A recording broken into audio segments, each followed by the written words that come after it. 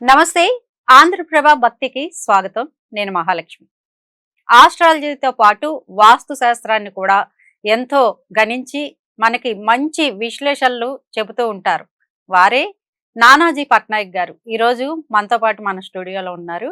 వారితో మాట్లాడుతూ ఎన్నో విషయాలు తెలుసుకుందాం. గురుగారు నమస్కారం. శ్రీమాత్రే నమః.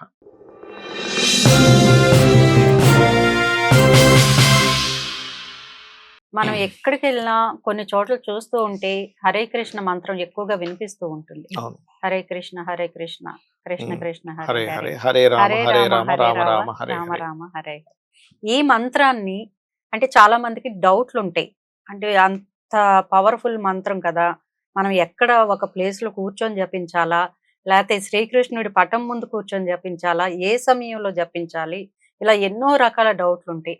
అసలు ఈ మంత్రాన్ని మనం ఎప్పుడు పఠించాలి, ఏ సమయంలో పఠించాల్సింది? మంచి ప్రశ్న వేశారమ్మా. ఫస్ట్ ఆఫ్ ఆల్ ఏంటంటే నామము అంటారు, నామస్మరణ. ఇది మంత్రము వేరు, నామం వేరు. ఇది నామం. నామం హరే రామ హరే రామ, ఇది బీజాక్షరాలు లేవు కదా ఇందులో, బీజాక్షరాలు లేవు.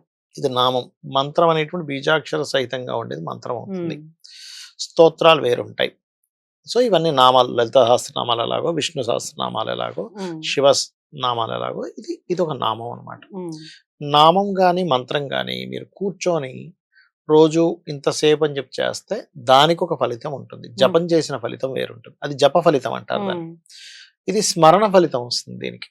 అంటే మనం తిరుగుతూ, కొంతమంది చూడండి బ్యాగ్ ఒకటి చేత్తో కట్టుకుంటారు, ఇలా తిప్పుతూ హరే రామ హరే రామ రామ రామ హరే హరే, హరే కృష్ణ కృష్ణ కృష్ణ నిత్యం హరే హరే పఠిస్తూనే ఉంటారు. అనుకుంటూ వాళ్ళు మాలు తిప్పుతూ ఉంటారు, తిరుగుతుంటారు, అన్ని పనులు చేసుకుంటూ, షూటింగ్ అవుతున్న ఒక పక్క ఇలా లోపల అనుకుంటూ ఉంటారు. అది ఏమిటంటే దాని స్మరణ ఫలితము అంటారు.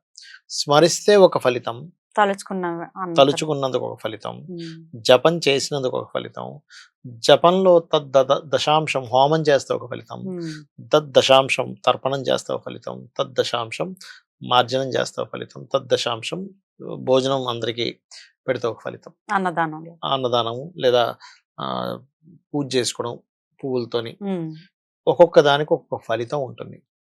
అయితే ఇందులో ఇది కలియుగం కాబట్టి స్మరణ మాత్రమే గొప్ప ఫలితం వస్తుంది అంటారు. అందుకే మనం దేవుణ్ణి తలుచుకుంటే, అంటే ఎందుకు తలుచుకోవాలి, అసలు ఇది ఎందుకు చేయాలి అంటే, మనం ఎప్పుడూ కూడా భగవంతుణ్ణి ఆరాధించేటప్పుడు ఎలా ఆరాధించాలని చెప్తుంది శాస్త్రము అంటే, ఒక చిన్న పిల్లవాడిని తల్లి ఎలా చూసుకుంటుంది, అదే ఆలోచన ఉంటుంది. ఇప్పుడు చాలా మంది చూడండి, పొద్దున పూజ చేయలేదు అనుకోండి, ఏదో హడావిడి చేత, సరే చేయలేదు సాయంత్రం చేసుకుంటా, లేకపోతే రేపు చేస్తాలే అని సింపుల్ గా తీసుకోవడం కాదు. ఒక బిడ్డకి తల్లి పొద్దున్నే క్యారేజ్ కట్టలేదు అనుకోండి, ఏదో పొద్దున్న ఏదో నీరసంగా ఉండి ఆవిడ లేట్ అయిపోయింది లేవడం, కట్టలేకపోయింది, ఏదో రెండు బ్రెడ్ ముక్కలు పంపించేసింది, తిరిగి వచ్చేదాకా కూడా తల్లి మనసులో తిరుగుతూనే ఉంటుంది. అయ్యో పొద్దున్న 2 బ్రెడ్ ముక్కలు ఇచ్చాను, 2 అరటిపళ్ళు పెట్టి పంపించేశాను, చక్కగా ఆనందం. అంటే వాడు ఎప్పుడు వస్తాడు, వాడికి ఏముండి పెట్టాలి, ఎంత తలంపు ఉంటుంది. అలా భగవంతుడి విషయంలో అలా ఉండాలి, అలా ఉండాలి. ఇంకోటి ఏంటంటే, భగవంతుడు అంటే కేవలం ఏదో పటంలో ఉండేటువంటి ఆకారం మాత్రమే కాదు, విష్ణువు మొత్తం వ్యాపించున్నాడు. లలిత చదువుకున్నా మీకు అదే అనిపిస్తుంది, ప్రతి దగ్గర ఉన్నటువంటి స్వరూపమే ఆ యొక్క పరమేశ్వరుడు. ఆ మూల పరమాత్మ రకరకాల ఆకారంలో రకరకాల దీంట్లో ఉన్నాడు. ఇప్పుడు ఈ యొక్క పరమాత్మని నేను ఎందుకు పట్టుకొని ఉండాలి అంటే, నీ అల్టిమేట్ జన్మల్లో పడి తిరగడం కాదు, నువ్వు తనలో ఐక్యమవడే నీ అల్టిమేట్ గోల్. 1వ తరగతిలోనే మీరు 10 సంవత్సరాలు ఉంటా అంటే ఏం లాభం, 2వ తరగతిలోకి వెళ్ళాలి, 3వ తరగతిలోకి వెళ్ళాలి, 4కి వెళ్ళాలి, ఒక ఉందిగా పై మెట్టుకి వెళ్ళడానికి, స్టెప్ బై స్టెప్ ఎలా వెళ్ళాలో. ఈ యొక్క జీవుడు రకరకాల యోనుల్లో పుట్టి పుట్టి మనుష్య జన్మకి వచ్చినప్పుడు ఇది ఒక గొప్ప అవకాశం. అంటే నువ్వు ఉన్నత గతులకు వెళ్ళడానికి గొప్ప అవకాశం. ఈ ఉన్నత గతులకు వెళ్ళే విషయంలో కేవలం ఏదో పూజ చేసేసుకున్నామా స్మరించుకున్నామని కాకుండా, విశ్వంలో ఉన్న ప్రతిదీ పరమాత్మ స్వరూపమే అనేటువంటి భావనతో నువ్వు పక్కవాడితో ఎలా మెదలాలి. చాలా మంది చూడండి, నేను నాన్ వెజిటేరియన్ తినండి, నేను చాలా వెజిటేరియన్ కాబట్టి నాకు పరమాత్మ కృప ఎక్కువగా ఉంటుందంటే అది పూర్తిగా తప్పు. నువ్వేం తింటున్నావు అనేది అసలు పరమాత్మకు సంబంధం లేదు, అది నీ ఇష్టం, నీకు వదిలేస్తాడు ఫ్రీ వీల్ గా. నువ్వు ఎలా ప్రవర్తిస్తున్నావు, పక్కవాడి పట్ల నువ్వు ఎలా ఉన్నావు, వాడి విషయంలో నువ్వు కుళ్ళుకుంటున్నావా, వాడిది నువ్వు లాక్కుంటున్నావా, నువ్వు వాడిది లాక్కుంటున్నావా, వాడికి రాకుండా చేస్తున్నావా. ఎందుకంటే చెప్తా చూడండి, చాలా మంది ఏమంటారంటే, మరి అందరికీ ప్రతి జీవి పిల్లలు లాంటి వాళ్ళే కదా పరమాత్మకి అంటారు. ఒక తల్లి ఉందమ్మా, 2 పిల్లలు ఉన్నారు, ఇద్దరికి చెరువు అట్టో ఏదో ఇచ్చింది, ఫలాలేమో ఇచ్చింది. వీడు తినడం మానేసి వాడిది లాక్కున్నాడు అనుకోండి, తల్లి ఏం చేస్తుంది, ఒకటి పీకుతుంది అవును. ఫస్ట్ వాడిని. అరే నీ ఇస్తే నువ్వు తినరా, నీకు కావాలి నేను ఇస్తా, వాడిది ఎందుకు లాక్కుంటున్నావు? ఉమ్. అవునా కదా?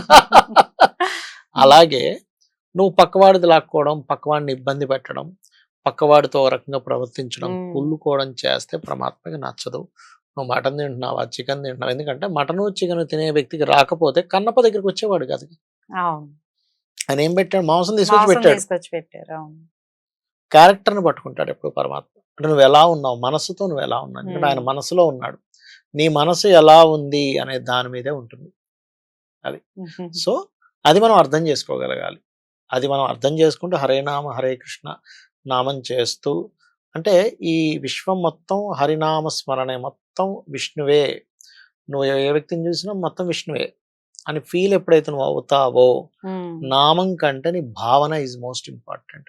నువ్వు ఎలా భావిస్తున్నావు అది చాలా ముఖ్యం అన్నమాట. ఉమ్. చాలా చక్కగా చెప్పారు గురుగారు. నమస్కారం. శ్రీమాత్రే నమః. సో చూసారు కదా అండి, ఇలాంటి మంచి మంచి విషయాలతో మీ ముందుకు వస్తూ ఉంటాము. చూస్తూనే ఉండండి ఆంధ్రప్రభ భక్తి.